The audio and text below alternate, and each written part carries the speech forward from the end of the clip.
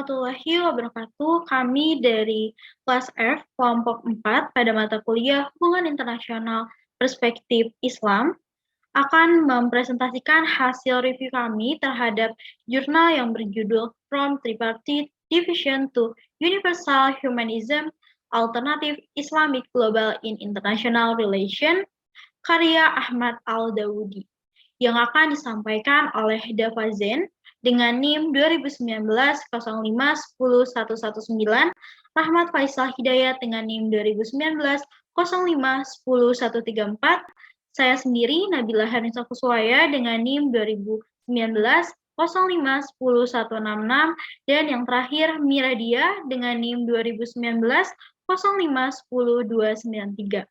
Ini saya akan menjelaskan tentang introduksi atau pendahuluan.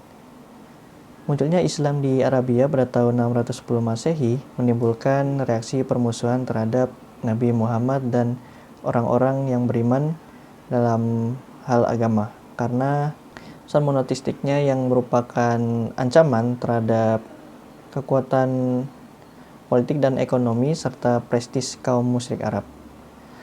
Berdasarkan sejarah dan sumber kitab suci Islam yaitu Al-Quran dan Sunnah Nabi Muhammad di satu sisi, dan paradigma hubungan internasional pada masanya di sisi lain, para ahli hukum dan sarjana muslim telah menafsirkan dan merumuskan teori-teori Islam tentang hubungan internasional. Sejak abad Islam kedua, Muslim klasik ahli hukum telah membagi dunia mereka menjadi dua atau tiga. Pertama adalah Dar al-Islam, rumah Islam, Dar al-Harb, rumah perang, dan terakhir Dar al-Sul, rumah perdamaian. Namun mayoritas umat Islam tidak mengakui Dar al-Sul. Banyak ulama yang masih memperdebatkan dan menafsirkan makna dampak dari pembagian triparti ini atau paradigma Islam klasik ini dalam hubungan internasional. Dalam dunia pasca PBB, Syekh Muhammad Abu Zahra, seorang ahli hukum dan sarjana abad ke-20 yang produktif, berbentuk pendekatan modern untuk subjek hubungan internasional dalam Islam di dua jilid. Yang pertama Al-Mujtama al-Insan fi al-Islam, yang berarti masyarakat manusia di naungan Islam, dan Al-Alaqat al-Dawliyah fil al-Islam, internasional hubungan dalam Islam. Dua jilid ini menjelaskan tentang sumber kitab suci Islam, memberikan paradigma Islam humanistik universal dalam hubungan internasional. Bab ini membahas dan membandingkan landasan teoretis dan implikasi dari paradigma Islam klasik dan modern ini bagi hubungan internasional di dunia global kita, dan mencoba menguji hipotesis bahwa peradaban bertentangan dengannya. Ia percaya bahwa aktor negara non-muslim akan menjadi kekuatan utama dalam penggunaan dan penyalahgunaan Islam di kancah hubungan internasional. Baik, selanjutnya adalah pembahasan mengenai paradigma klasik hubungan internasional Islam mengenai pembagian tripartit. Sumber literatur mengenai hukum pidana, hukum tata negara, bahkan hukum internasional pada dasarnya tidak terlepas dari respon terhadap sejarah dia diciptakan. Berkaitan dengan hal tersebut, sejarah hadirnya teorisasi klasik dalam Islam seperti konsep negara Islam didasari oleh adanya sejarah yang didirikan oleh Nabi Muhammad SAW di Madinah sekitar tahun 622 Masehi. Konsep ini dimulai dengan adanya kategorisasi teoritis dari berbagai pola hubungan antar Islam dan seluruh dunia pada saat itu. Berbicara mengenai literatur, teori klasik Islam mengenai hubungan internasional sebenarnya telah dikembangkan oleh para ahli hukum Islam sejak abad ke-8. Namun demikian, adanya undang-undang tersebut kemudian banyak disalahgunakan oleh aktor-aktor negara, baik itu pemeriksa tindakan terorisme, pemberi sanksi tindakan terorisme, maupun oleh negara kaum muslimin yang tinggal di negara non-muslim yang cenderung mengatur praktik keagamaan mereka. Konsep mengenai negara Islam atau yang biasa dikenal dengan Darul Islam, biasanya juga dikenal dengan sebutan Darul As-Salam atau rumah perdamaian atau Darul Al-Adl atau rumah keadilan. Merujuk kepada para ahli hukum Islam klasik, konsep tersebut dapat diartikan dengan tiga cara yang berbeda. Yang pertama, jika merujuk kepada mayoritas cendekiawan muslim, Darul Islam dapat diartikan sebagai sebuah wilayah di mana Islam dan hukum Islam dapat dipraktikkan. Namun demikian, masih nyatanya sampai saat ini masih terdapat beberapa perdebatan mengenai definisi dari kata praktik dan penerapan Islam dan sistem hukum Islam. Namun secara singkat dapat kita ketahui bahwasanya konsep ini tidak didasarkan pada afiliasi agama penguasa atau penduduk negara, melainkan pada tingkat kebebasan beragama. Selanjutnya, tafsir mengenai Darul Islam diartikan oleh sebagian cendekiawan Muslim sebagai pengidentifikasian pemerintahan Muslim.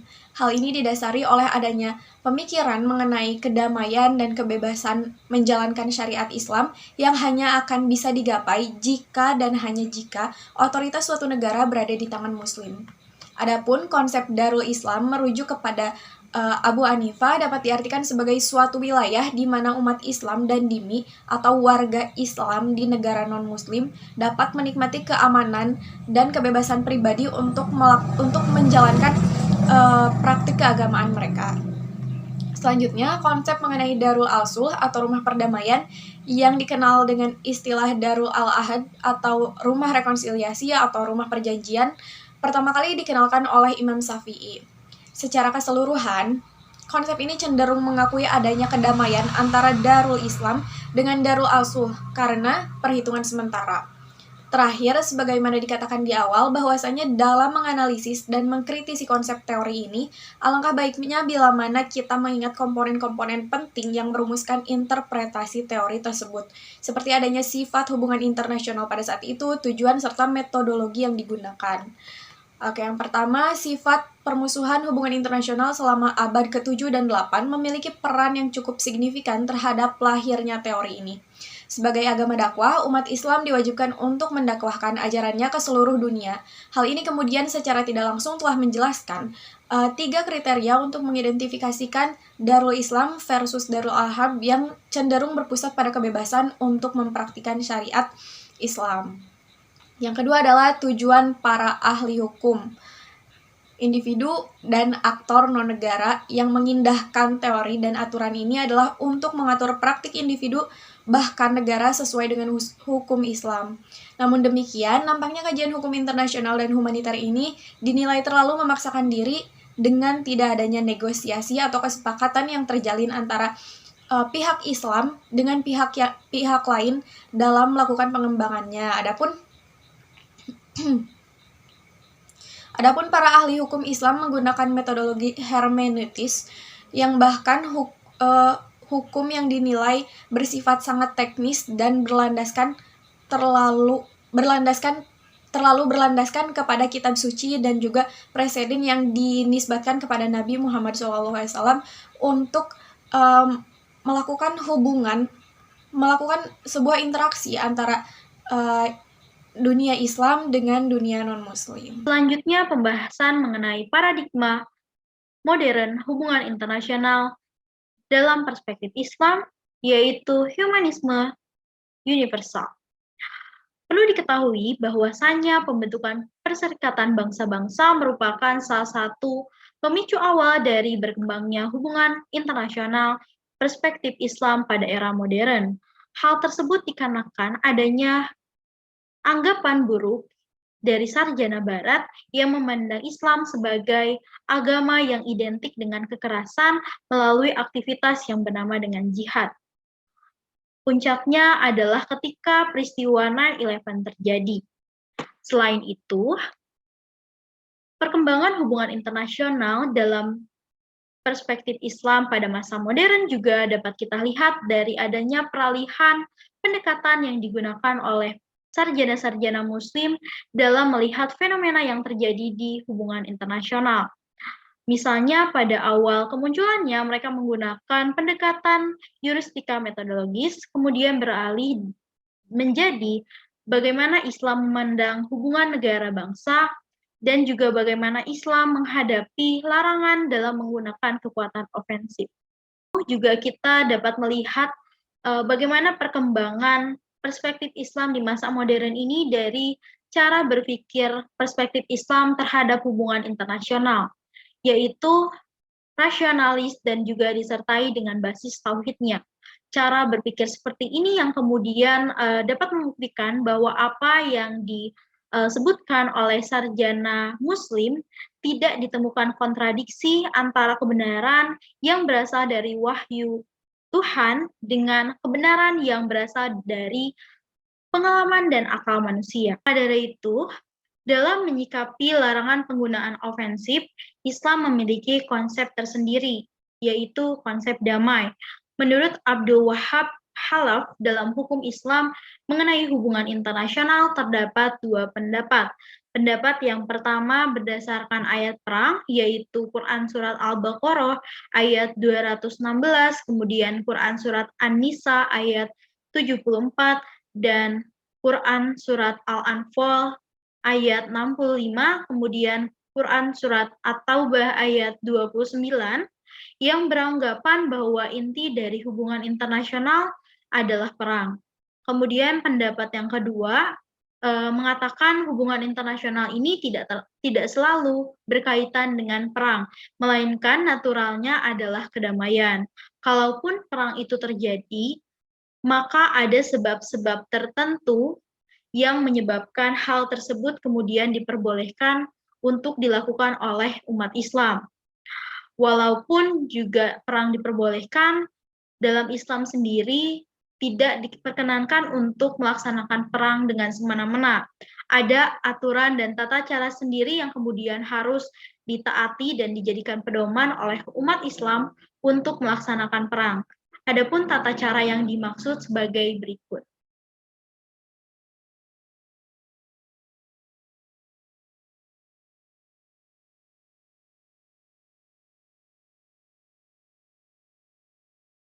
Adapun fokus pembahasan dalam paradigma modern hubungan internasional perspektif Islam, yaitu karya dari Syekh Muhammad Abu Zahro. Beliau merupakan aktor penting dalam perkembangan hubungan internasional perspektif Islam di masa modern, karena beliau memiliki gaya pemikiran yang cukup unik. Ia sangat berani dalam menggunakan teologi Islam serta doktrin tauhid, dan karya terbaiknya seperti yang telah disebutkan sebelumnya yaitu paradigma humanistik universal. Paradigma ini dibuat berdasarkan sumber kitab suci dan bukan berdasar pada praktik negara Islam, karena Abu Zahra menganggap bahwa praktik negara Islam masih terdapat hal-hal yang dianggap tidak sesuai dengan aturan Islam. Pada paradigma universal humanistik, Abu Zahra membagi menjadi 10 prinsip inti. Yang pertama adalah martabat manusia. Prinsip pertama ini diambil berdasarkan kias berikut yang menyatakan bahwa umat manusia merupakan khalifah di muka bumi ini. Mereka dibekali dengan kecerdasan, kekuatan dalam memperoleh pengetahuan. Oleh karena itu, semua manusia memiliki martabat yang sama terlepas dari apapun identitas yang melekat pada dirinya. Karena menurutnya di mata Tuhan, manusia adalah sama. Kemudian pada prinsip yang kedua, yaitu semua manusia membentuk suatu bangsa. Prinsip ini diungkapkan berdasarkan Quran surat berikut, di mana Abu Zahra mengatakan bahwa perbedaan warna kulit, ras, bahasa, dan lain sebagainya bukan suatu pembenaran untuk bermusuhan. Oleh karena itu, sebagai umat manusia, kita harus membentuk suatu bangsa agar tercipta kedamaian dan keharmonisan. Selanjutnya, pada prinsip yang ketiga, yaitu kerjasama manusia, ini diambil dari Quran surat berikut, di mana dalam Quran tersebut, Allah memerintahkan umat manusia untuk bekerja sama dalam berbuat kebaikan dan mencegah ketidakadilan. Dan prinsip yang keempat adalah sabar, ini juga diambil dari kitab suci Al-Quran, berdasarkan kias berikut, di mana Abu Zahra mengatakan bahwa kebijaksanaan, kesabaran merupakan langkah produktif dalam keadaan perang maupun kemenangan. Terus juga di prinsip yang kelima adalah prinsip kebebasan, di mana Abu Zahra sangat menekankan prinsip kebebasan dalam paradigma ini, karena ini merujuk pada Quran surat berikut yang melarang untuk memaksakan agama, kepercayaan, biarkan setiap manusia memilih agama apa yang dikehendakinya dan melaksanakan praktik ibadah mereka sesuai dengan agama dan kepercayaan di negara Islam sekalipun. Kalah pentingnya pada prinsip yang keenam, yaitu prinsip kebajikan. Abu Zahra mengatakan bahwa diharuskan memiliki komitmen kebajikan terutama saat perang. Hal ini dipertegas dalam Quran surat berikut, di mana dalam Islam perang defensif diperbolehkan namun tidak diperkenankan bagi umat Islam untuk melanggar aturan yang ada dalam tata cara perang dalam Islam. Kemudian pada prinsip yang ketujuh yaitu keadilan, di mana menurut Islam berdasarkan Quran surat berikut, hubungan manusia harus didasarkan pada prinsip keadilan baik dalam keadaan damai maupun perang. Dan dalam prinsip keadilan, Abu Zahra berfokus pada keadilan dalam perang itu harus ditegakkan. Dan juga pada prinsip yang ke-8 ini ada timbal balik. Hal ini diambil menurut Nabi Muhammad SAW, di mana dalam berhubungan sesama manusia kita harus memperlakukan orang lain sebagaimana kita ingin diberlakukan. Prinsip yang ke-9, Pacta Sunt Servanda, ini adalah prinsip yang mengajarkan manusia untuk menjaga kedamaian melalui sikap hormat terhadap sebuah perjanjian. Dan prinsip yang terakhir adalah persahabatan dalam pencegahan kezaliman yang diambil dari Quran surat berikut, di mana Quran tersebut menyarankan tindakan permusuhan hanya diperbolehkan terhadap musuh yang berperang, kemudian untuk memberikan bantuan kemanusiaan dalam hubungan persahabatan adalah hal yang diperbolehkan. 10 prinsip inilah yang kemudian digunakan Abu Zahra sebagai aturan yang mengatur hubungan internasional dalam perspektif Islam. Dan sebagai tambahan informasi, paradigma yang dikeluarkan oleh Abu Zahra ini bersumber dari kitab suci dan beliau membutuhkan waktu 13 abad untuk bisa mengungkapkannya. Sekian dari kami. Wassalamualaikum warahmatullahi wabarakatuh. Oke, yang selanjutnya adalah kesimpulan. Menurut sarjana barat, Islam merupakan sebuah agama yang anarkis. Namun dengan dibentuknya Perserikatan Bangsa-Bangsa menjadi bukti bahwasannya hubungan internasional Islam di era modern sudah berkembang dengan baik. Terdapatnya perbedaan dalam hubungan internasional Islam dengan hubungan internasional lainnya, di mana hubungan internasional Islam memiliki aspek tradisi berpikir yang rasional dan berlandaskan tauhid. Berdasarkan hubungan internasional Islam, terdapat dua pendapat berdasarkan ayat Al-Quran. Pertama adalah hubungan internasional adalah perang, dan yang kedua hubungan internasional adalah kedamaian. Namun walaupun Islam memperbolehkan perang, tetap ada batasannya yang harus dihindarkan, karena pada dasarnya perang merupakan cara dalam bernegosiasi yang banyak memakan korban baik dari ekonomi hingga kemanusiaan. Oleh sebab itu, dalam perang yang diizinkan dalam hubungan internasional Islam, terdapat batasan yang menjadi larangan untuk dilakukan demi keselamatan bersama. Sekian presentasi dari kelompok 4. Wassalamualaikum warahmatullahi wabarakatuh.